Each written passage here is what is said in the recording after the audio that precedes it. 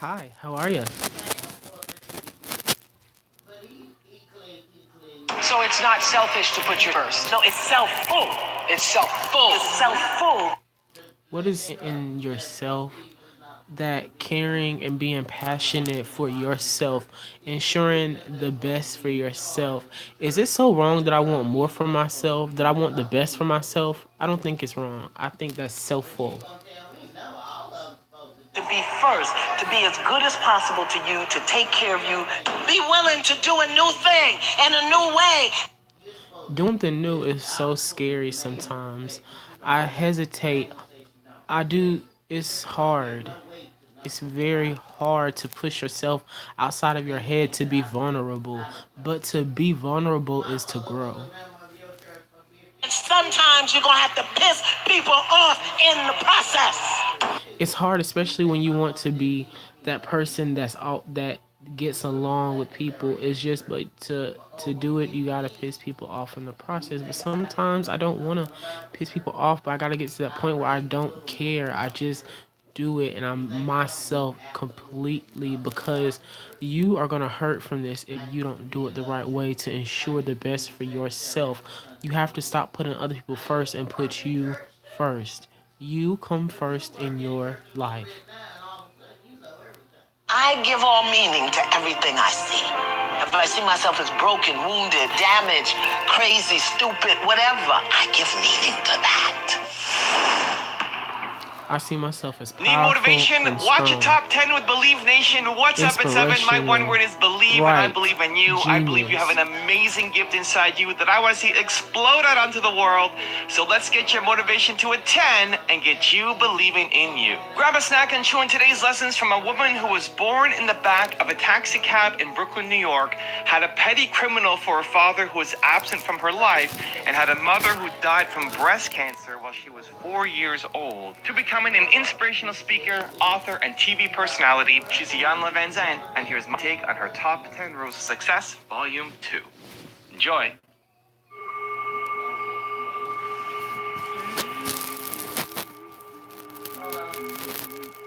It makes sense that a rose grow every tree. It's like water.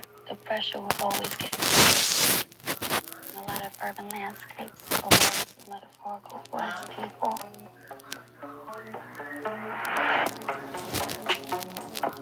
There wasn't no structure. It was all from a place of feeling.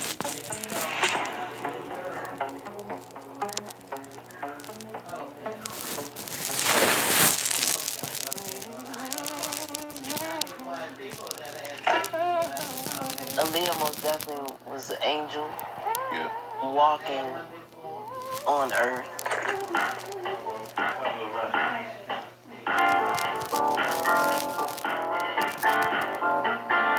She has a specialness that is not explainable, that just transcend through time. I remember being in love with her. I've always been inspired by that minimalist beauty. So different, so alternative, but still so round the way, girl next door type.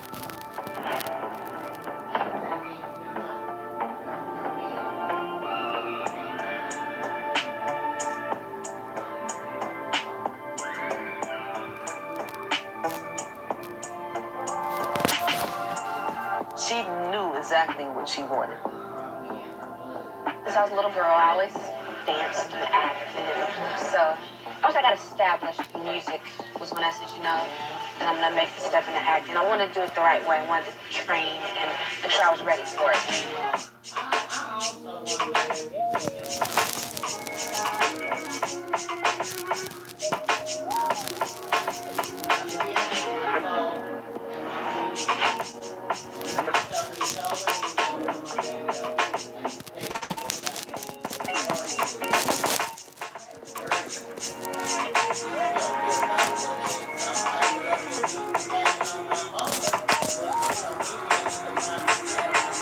She always seemed effortless because it's like, dang, you can be so curious and so dope, but you don't have to try. You can do it in your own way.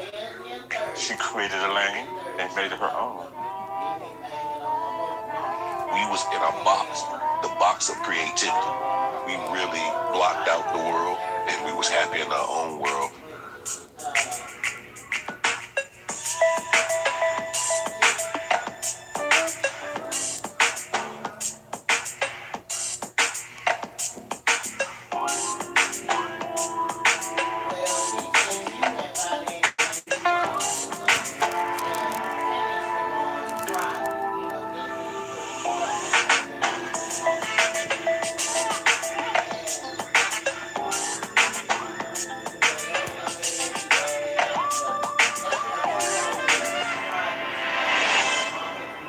We watched Romeo Must Die for the 30th time, and I was really transfixed with this woman and every aspect of her. She really inspires so many women to be fearless. Dark clothes, dark makeup. I think this gave girls another idea of beauty. It made it normalized for brown women to have those types of looks and be a part of that Afrofuturist style.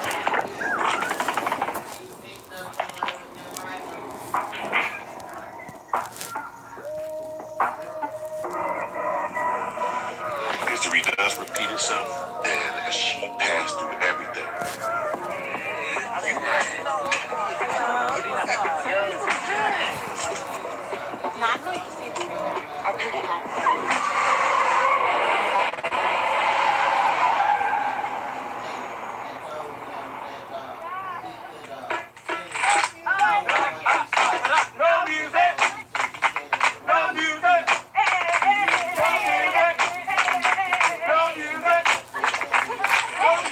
Aaliyah influence is everywhere, and it's going through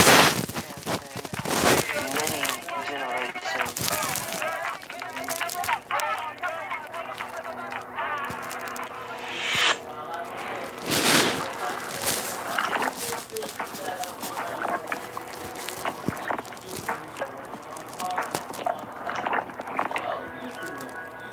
This is a woman whose style and culture has truly transcended. And it's not nostalgic, it's still what's modern. That's what the icon is, timeless.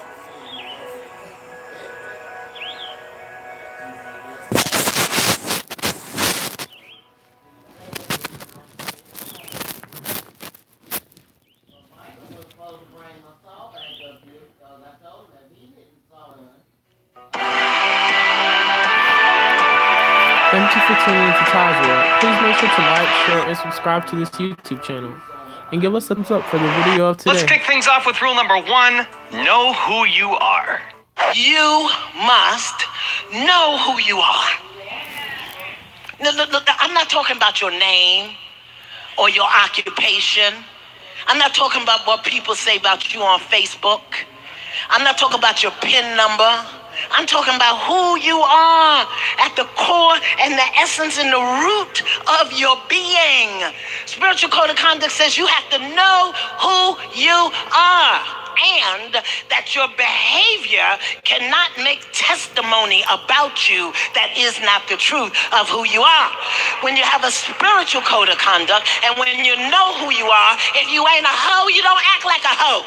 If you ain't a deadbeat daddy, you don't act like a deadbeat daddy. If you ain't a gutter snipe, you don't act like a gutter snipe.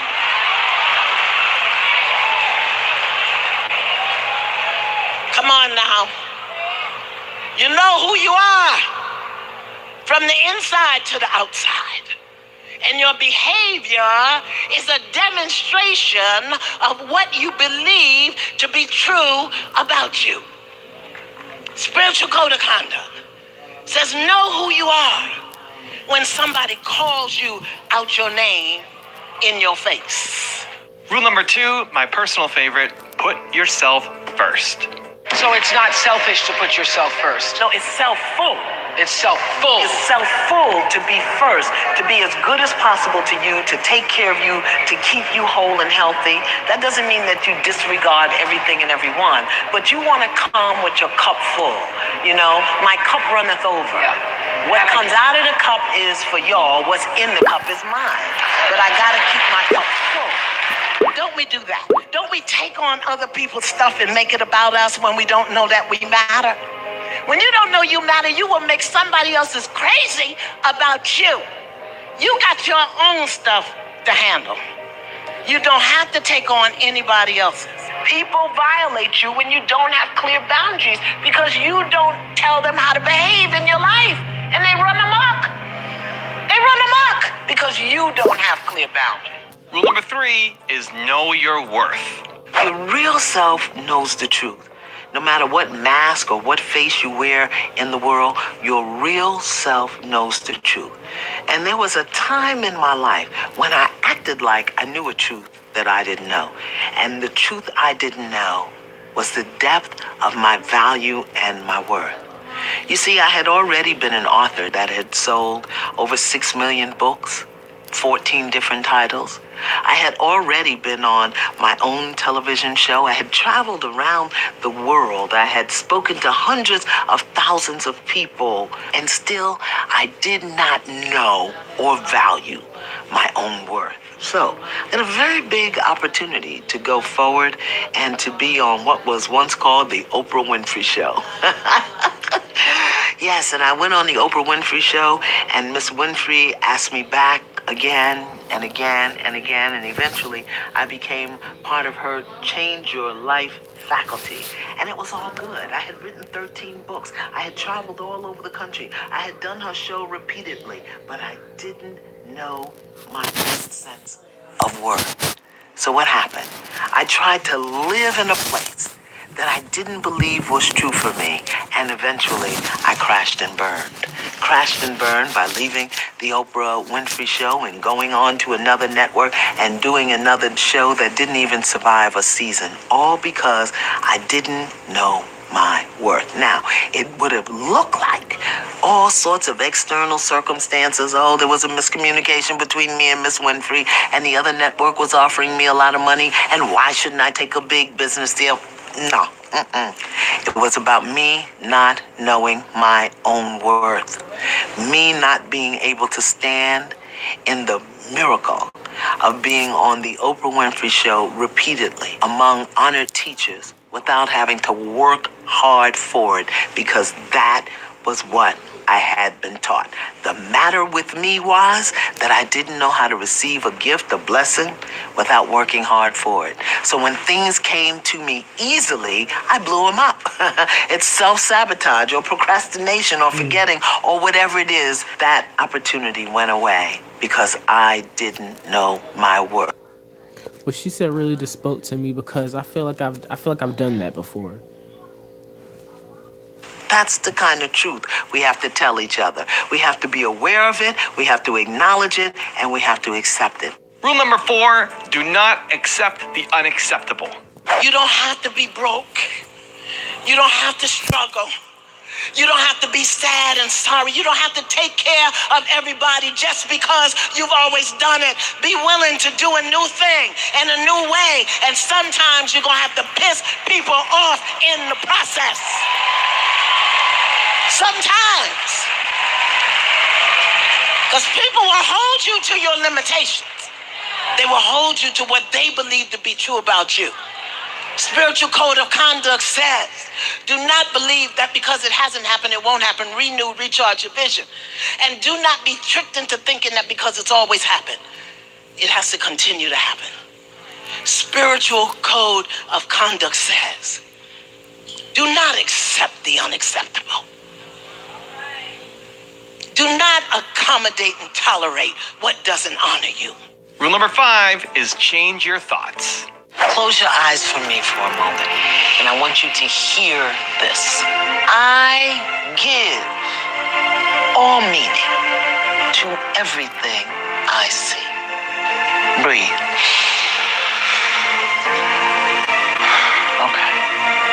I want you to take that thought out of here with you, so that as you go back into your life, that you remember, I give all meaning to everything I see.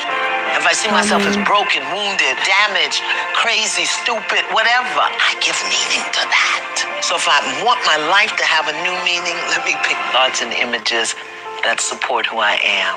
Rule number 6, unpack that baggage. when something happens with a partner or a friend, and even a coworker or a supervisor, and you're bringing up all the other times that you've experienced that in the past, that's baggage. When you start your statements about why you do something a certain way or what you're not going to do because of a certain experience, that's baggage. And these are just common everyday things. This isn't even the hard stuff. So I want to give you some unpacking skills for just the common, everyday, normal baggage that we walk around with as human beings. If one person tells you you're a horse, you don't have to believe that. If two people tell you you're a horse, you may want to listen. But by the time three people tell you that you're a horse, you need to check yourself, because I bet you got hay hanging out your mouth and your tail is wagging. In other words, if you keep hearing the same thing from different people at different times about you, you need to unpack that baggage. And don't hear it as criticism or make people wrong or bad. Ask them what they mean. I remember when my grandson told me that I was mean. And I had heard that, but I never paid any attention to it because, moi? I'm Vincent. I can't be mean. But when I sat and I listened to him and I realized, wait a minute, he's not the only one saying that to me. I had to hear it and I had to unpack it. So when you hear one or two or three unrelated people telling you the same thing, don't dismiss them. Ask them, tell me more about that, because that may be some baggage that I have to unpack. Rule number 7, ask for what you want. You have to ask for what you want, and don't settle for what's available or what you think you can get. I want my $60,000 because I have a $60,000 YouTube channel. That's how much I want to make a month from YouTube. $60,000 a month. Say it again. $60,000 a month. They told me say it again. $60,000 a month. A spiritual code of conduct says that you have to ask for what you want and do not settle for something because it's all you think you can have or because it's what's available. I'm coming. If you want it single, don't settle for it if it's married. No. Let me take a walk. I know. If you want it easy, don't make it hard. And if you want it hard, then you gotta work with it if it's not. Get ready for the first sneaker ever completely covered in lights. Introducing Luminators from Skechers. The entire top of the shoe is built with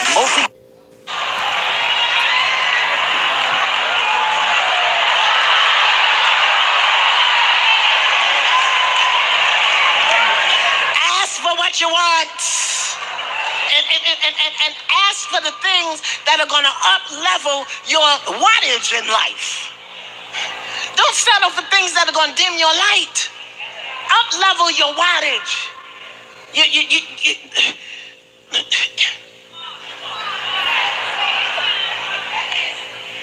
Sometimes our light be blinding us. Your light is so brilliant, it blinds you. The reflection of it shining back in your eye. And so you get confused and you be holding on to things that do not reflect your own brilliance. Did you hear what I said? That your light, your gift, your talent, your truth can be so brilliant that it blinds you. And you end up reaching out for, holding on to, taking on, taking care of, housing, feeding, clothing, lending money to stuff that only dims your light. Rule number 8 is trust yourself. Often we teach preach, say what we most need to learn. What was it about trust that you needed to learn for yourself? I grew up thinking that a woman was my mother who was not. I grew up thinking that there was something wrong with me because of God only knows why. My life was actually, you a lie. explained why so well. In reading about your grandmother, I think she was related to my grandmother. In all the ways that you make children feel inadequate. Inadequate. Bad. I was bad. Yeah. I was bad. Yeah. I had the devil in me. Yeah. I had the devil in me, and she was going to beat it out of me. Because she was a woman who, because of the times in which she was raised and the suppression and oppression, had learned that it was best to go through the world keeping quiet. Keep quiet, be who they want you to be. Had I knuckled down, had I really given in to the restrictions and limitations placed on me, I wouldn't be who I am today. It was my talking that saved me. Here was the classic, shut up, you talk too much. Shut up. Why you talk so much? You've always got something to say. And today people pay me well to hear me speak. Yeah. If I had shut up as a child, that may not have ever happened. So you learned that you needed to learn to trust yourself. Rule number 9, use feedback to improve. Even when it doesn't feel good, feedback can be a really, really good thing. But first, I want us to make a distinction between feedback and criticism, because I think that's important. Feedback is the energy or the return energy of what's put out. This means that feedback is information about or reactions to our state of being and our performance and our way of being in relationship. Feedback comes to us as a response or a reaction, or sometimes as comments or a review of what we do and how we show up at any given moment. And feedback has a purpose. The purpose of feedback is to provide us with guidance or direction that will serve as the influence for modification or change in our behavior and in our energy. So in other words, feedback is a cue that something we do or say or how we behave needs to change. That's all it is. Now that sounds pretty harmless, but here comes the challenge. Most feedback either feels or sounds critical, which means that it's going to trigger a toxic memory or a feeling, which then motivates us to discount the feedback we're receiving. We can't even hear it. So what is criticism then? If feedback is criticism, what is criticism? Criticism is feedback that demoralizes, condemns, judges, or blames. It's feedback that is consciously or unconsciously offered to manipulate or control. That's the difference.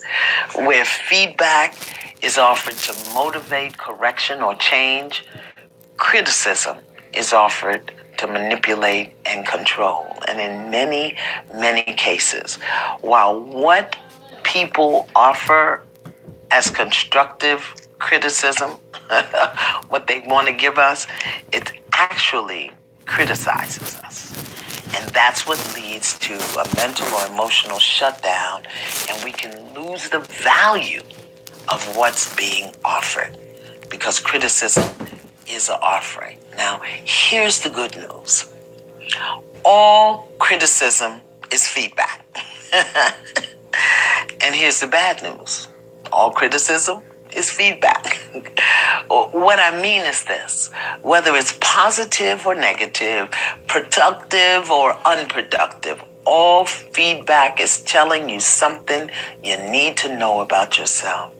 And what you hear and how you hear it has nothing to do with who's saying it. All feedback is about who you be and how you be, and it's bringing that to your awareness. There's something you need to change, beloved. Whether it is coming at you from your mother or your sister or your boss or your coworker or your partner. Feedback is a source of information for self-improvement, and it can be received and used as the foundation for altering and changing your way of being or specific course of behavior. And rule number 10, the last one before the bonus clips, have a morning routine. Do you have a morning ritual? Oh, yes, absolutely. As soon as my eyes open, 23rd Psalm. As soon as my eyes open. The first thing I do in the mornings when I wake up is I always tell myself, "Good morning, beautiful, and I love you." And I just shower myself with love. And let me see. It usually goes about like that. I do it. And then I go sage my house out. Because I don't know what was floating around in there in the night. Because, I live out in the bushes like you. Then I make my coffee. I do love my morning coffee. And then I read my A Course in Miracles lesson for the day. I read my Jesus Calling. And then I put my Bible to my head and open it. And wherever it opens, that's what I read. And then I go downstairs, and sometimes I get on the treadmill, and sometimes I just dust it off. But I always get on my trampoline, and I hang upside down. Really? Yeah, because to rush the blood to my head and keep me from getting wrinkled. And then I'm off for my day. Now, I've got some special Iyanla bonus clips for you, but before that, my question of the day for you is, what is your morning routine? What is the single thing that you have to do every single morning? Leave it down in the comments below. I'm really curious to find out. Thank you guys so much for watching. I believe in you. I hope you continue to believe in yourself and whatever your one word is. Much love. I'll see you soon, and enjoy the bonus clips. Get the party started with Twinkle Toes. Thank you so much for tuning into Ty's World. Please make sure to like, share, and subscribe to this YouTube channel. Thank you, Funny Guy 12550 at Narik Peters. Thanks for viewing. Make sure you guys have a lovely and fantastic Sunday because you are amazing. See you next time on Ty's World.